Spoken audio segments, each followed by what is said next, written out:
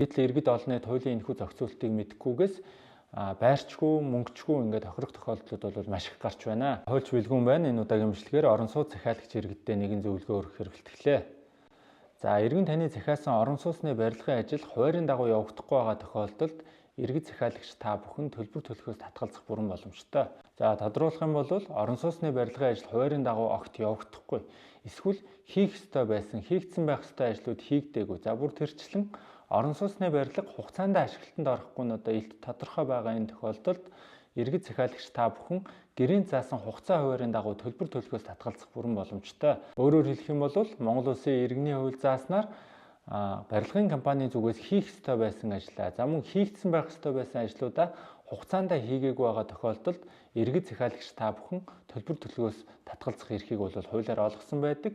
Гэтэл иргэд олонний туйлын энэхүү зохицуултыг мэдхгүйгээс байрчгүй, мөнгөчгүй ингээд тохирох тохиолдлууд бол маш их гарч байна. Иймд иргэд захиалагч та бүхэн барилгын тухай хууль заасны дагуу барилгын ажлын гүйцэтгэлд хяналт тавьж гэрийн заасан хугацаа хуваарийн дагуу төлбөр төлөхөөс татгалзах бүрэн боломжтой юм а.